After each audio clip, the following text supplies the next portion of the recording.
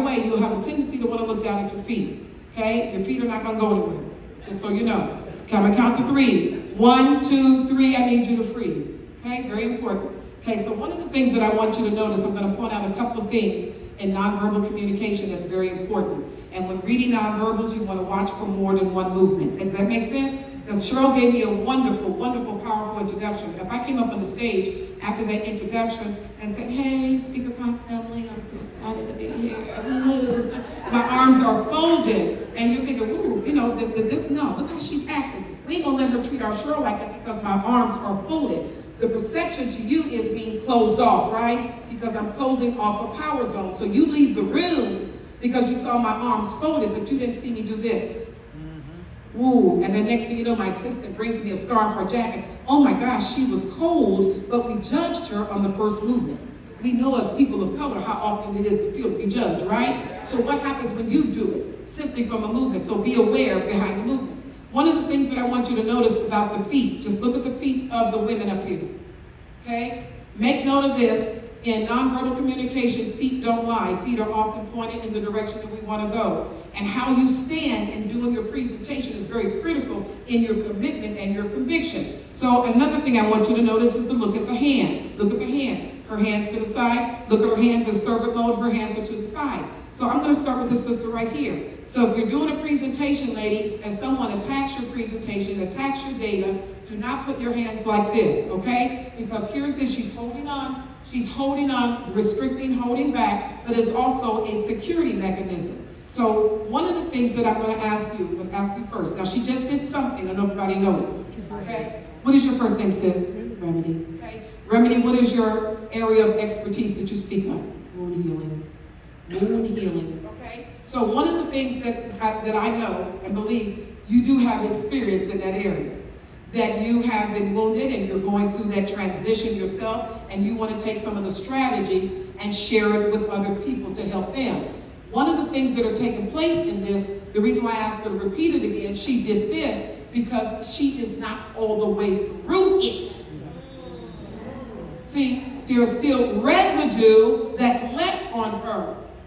She's not all the way, automatically she went into a protective stance. Because I am on video, I'm not going to go into any personal, but here is the deal. You and I both know you are not to let any other male spirit or anyone else ever take your power again. You know exactly what I'm talking about. You know exactly what I'm talking about. I'm not going to go into detail, but you know exactly, because now we're going to shift and we're going to change your posture. Okay, put your leg back where it was. Now look what she did with her leg. Okay, so when you're standing and doing your presentations and your leg is off-center, that's going to send a message to the audience. Okay, is she convicted about her presentation or is she unsure? Look at just the stance. So watch what happens. If you ask me in the audience, everybody do it together, say to me, Linda, can you handle the job? Everybody say that. Ask me that. Linda, can you handle the job? I think I can. Wow, let's try it again, and I'm going to do it without the verbal, the 7%. Ask me again. Linda, can you handle the job? Do you believe it? Wow. See, it doesn't matter what you say, the nonverbal will get in the way. It cancels out the verbal. Wow. So that's why I asked her what she's doing. She knows that I'm on the path. How do I know that? She's doing lip compression.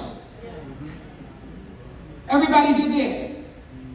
Now, how many times have you done that before? You were in a meeting. Someone says something stupid, and they got on your last reserve nerve, and you says, if Pookie says another word, and you try to hold it in. Okay? And so this is your season. Yes. To go through your healing. Yes. Okay? And to not give up your power. You're giving up your power in your stance. You're giving up your power. So here's, now you see what she just did. You see what she just did. You see what you just did. You see what she just did. You see what I'm talking about. Okay? You notice that each time that I've been up on the stage, I never got into my model pose. Say, stand your ground. Does that make sense? Yeah. Okay? And here is the thing. One last thing I want to say to you. There are things that you need to say to people that often you bite your tongue. You hold back on it constantly, and you know you should speak that thing. Then you go home should have said this, and you're carrying all this with you rather than releasing it because you should have said it. Look at her rocking like a baby cradle. The rock, when people do that, that's another pacifying gesture because you self-soothe yourself. Ladies, I'm trying to tell you, when you see Cheryl on the stage, when you see powerful people on the stage, they come and they own the stage. Don't give up your power. Is this making sense? All right. What's your name? She said, this was saying, I didn't volunteer for this. I don't know what it was I volunteered for. I raised my hand. I thought I was getting a prize or something. I just have to come up here. But she did to this sister here. I can't do this right now. What's your name, Queen? Danita. Say it again. Danita. Okay, Danita, what I can appreciate about you, permission to touch? Permission to touch? What I appreciate about you, can you grip a little, give me a stronger grip? Okay. Appreciation about you, you're very independent, self-reliant, and sometimes you don't let everybody know what you're going through. Do you understand what I'm talking about? Okay? The reason why you don't let everybody know what you're going through, because it has to do quite often with a trust issue. Okay? Because you can't just let everyone know your business because everybody's used to you being in control. And so the things that you're dealing with, because you are a fixer, you've helped so many other people, and the things that you're dealing with, they can't see the rock of Gibraltar crack. And sometimes you have no one else to pour out of what's in you. Okay? Now, one of the things you have to be aware of, if it doesn't help you grow, let it go. Okay? If it doesn't help you grow. And one of the things that, what is your area of expertise? Forgiveness.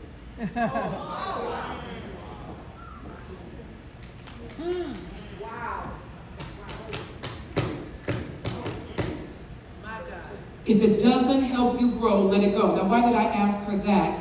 And why did I use the quote for her, for that, Cheryl, is this. Because of her facial expressions being somewhat stoic and neutral.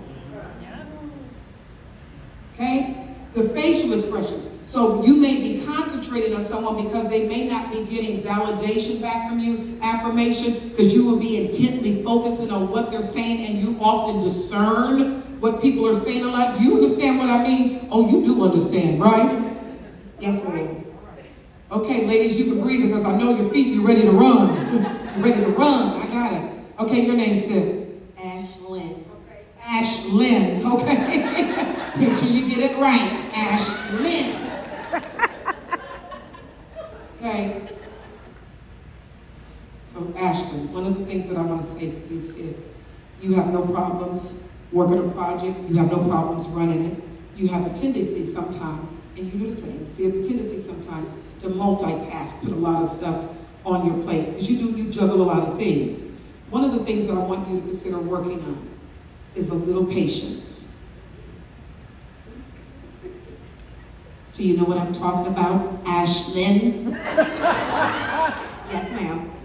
Because things may not move as quickly as you want them to move. See, you want stuff to move fast. I knew that when you were sitting there and I asked for volunteers, simply from the volunteer standpoint, you were raising your hand and you were looking like, you see me? Do you see me here? I'm ready to come up here. So that what happens is, then you like things to move very quickly. But here's the thing, you may be thinking lightning fast, and your team may not be as quick as you do, as fast as you do. Because that's part of your gift. You can get, you move, and they may not be as quick as you do. So you have to, like someone greater than you and I, meet them where they're at. Does that make sense? Okay? Are you in a relationship? Okay.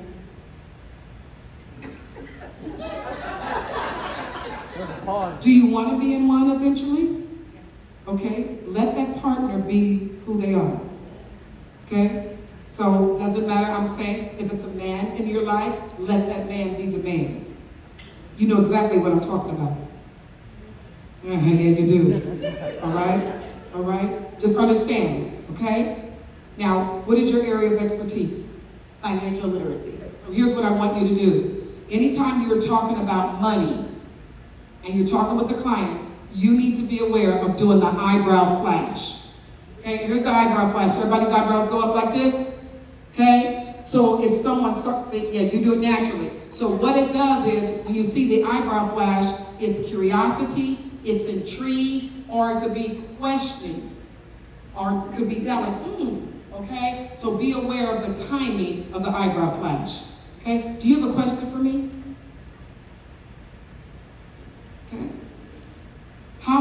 finances grown in managing your finances over the years? Yes, how have you grown in managing finances? Yes. I have grown in being responsible with budgeting and saving with my finances. And it's probably the biggest thing. Don't go back to default. Okay? So don't let anything emotionally trigger you to start spending. Just, okay. All right? All right. Look at her. What's going on with her? What's up, Cheryl? What's going on right here?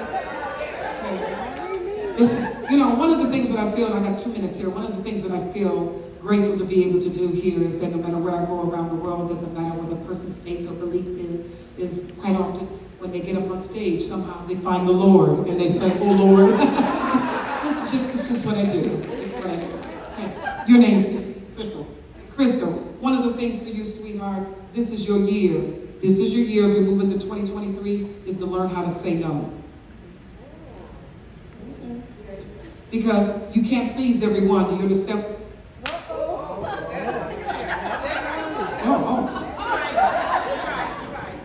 So you're going to go home and tell Pookie that I can't just please everyone. She already spoken and confirmed it. Okay? You can't, you've got to replenish your well before you deplete it. You understand what I'm saying? Okay? And here's another thing. You allow people who are going through stuff to dump their garbage on you. Yes, I do. Yes. I will agree with that. Do. Now, the reason why I say that is because simply by the way she was standing, Dr. Cheryl, the way she was standing, that her body is carrying weight. So quite often, if the weight, the woman of God, if the weight, it could be someone that you're caregiving for, it could be some challenges that you're dealing with, but the weight is on you, so therefore, the posture is tilted a little bit. But see, you can't see it if you're not 100% present in their presence. So this is, if you want to have a weight loss diet, get rid of the weight.